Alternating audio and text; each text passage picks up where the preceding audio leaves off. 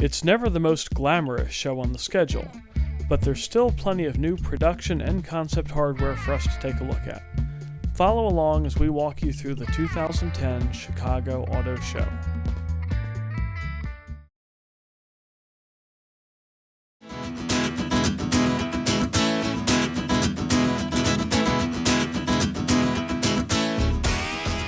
General Motors is down to just 4 brands, but that's not going to stop Chevy dealers from playing that old compete with Cadillac game. Here's the newest entry in that war. The 75th anniversary Diamond Suburban. What is it? Think of it as a way to buy an Escalade without the Escalade badge. You've got a near Escalade level of equipment, you've got a near Escalade price, and you've got the white tri-coat paint that is basically an Escalade trademark.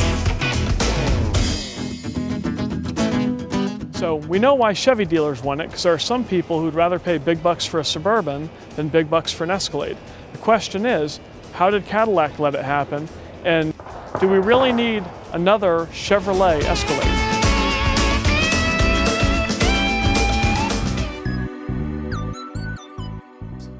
Ladies and gentlemen, the 2011 Odyssey Concept. This is what people are going to talk about. This is the new Odyssey Concept. But Honda followers know that Honda rarely makes any significant changes between their concepts and their full production cars. Now, here at Left Lane News, the younger guys on staff think this is maybe the best looking minivan they've ever seen. It looks tight, it looks uniquely Japanese, there's very little frump to it at all. And there is something to be said for this, because third row passengers are going to be able to see out much easier than they can in conventional minivans. Honda folks are going to love this, and one point that was made to us is that this truly is a premium product. Honda is the premium product in the minivan market. So if it's the premium product and they've got a little bit of styling panache to it, this could be a very difficult vehicle to beat in the segment. We're here with Patrick Hespin from Ford SVT. Patrick, in 2010 we saw big upgrades for the Shelby GT 500. It's only been a year. What's the big change for 2011? Well, the big change for 2011 is an all-new aluminum block for a 5.4 liter engine. 550 horsepower, 10 up from last year's 540. We still have 510 foot-pounds of torque. However, with new engine calibration, 80% of that peak torque is now available, from 1750 RPM all the way to redline. The whole car is now 120 pounds lighter than last year's model. The Shelby GT 500 now gets 15 city, 23 highway, which now lifts us out of gas guzzler tax. It's my pleasure to introduce to you the world debut of the 2011 Avalon. Travel Avalon class. That's the tagline Toyota's using for the new full-size, front-wheel drive, American-manufactured Avalon. It's a pretty popular car, and it's one that Toyota is virtually alone in the market with. Honda doesn't have a big front-wheel driver. They want you to go to Acura to buy it. Mazda has the 6, which is big, but it's not Avalon big. Which makes me wonder, does Toyota need this car? They have the Venza to target their Midwestern larger car intenders who don't want to be seen in a Lexus. And they have the Lexus ES350 to target people who want a luxurious Camry variant. It's a lot of effort to put in a car that to some degree only competes with other Toyotas. But if it's like previous Avalons, we can bet that it'll be a pretty floaty, undistinguished way to get around. And it'll be a way to get around that will still have quite a few fans at Toyota dealerships. So if you want to travel Avalon style, now there's a new way to do it.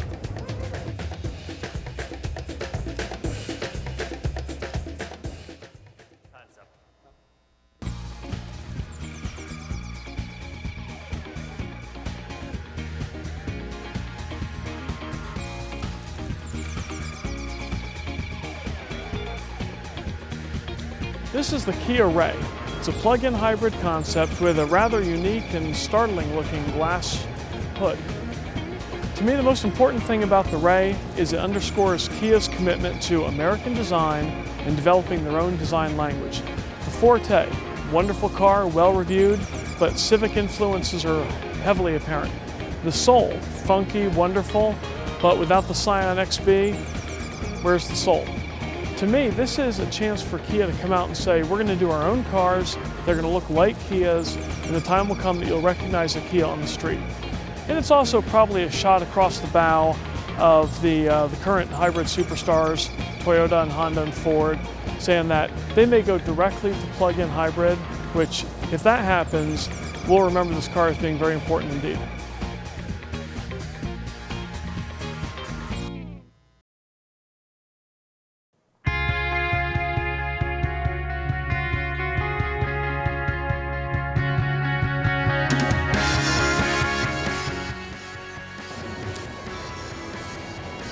We saw the new look Lincoln MKX at Detroit. This is its sister car, the Ford Edge. I think it's a more successful redesign.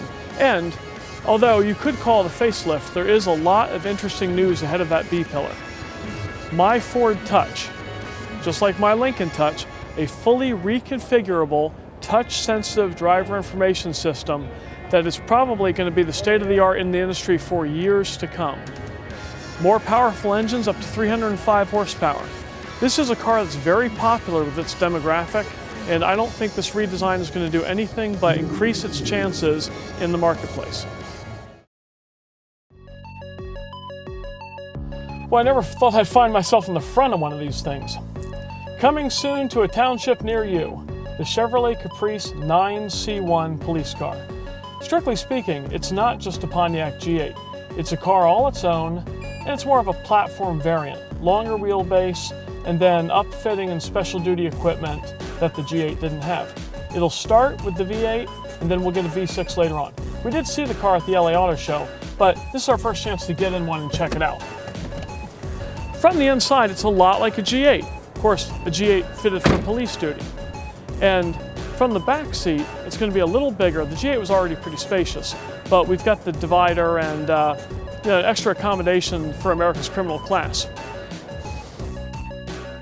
Price-wise, this is going to slot between the 9C1 Impala, which has been very popular with some municipalities, and the Tahoe police vehicle, which in two-wheel drive form is rated for high-speed chases. Well, I'm going to end up here eventually, so I might as well get in.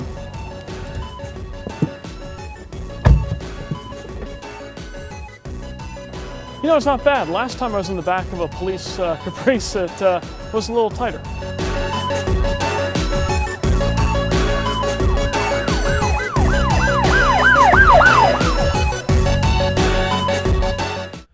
Other highlights included a production version of Ford's Transit Connect Electric. It's getting strong interest from major companies who want an all-electric delivery vehicle. Meanwhile, Chevrolet Silverado HD comes back with a significantly stronger frame, leading to much higher tow and haul ratings.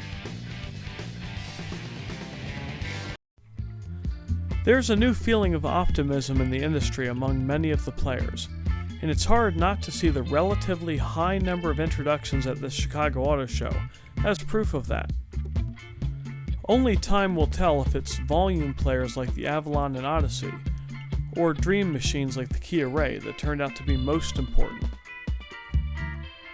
As Chicago shows go, however, this was definitely one to remember.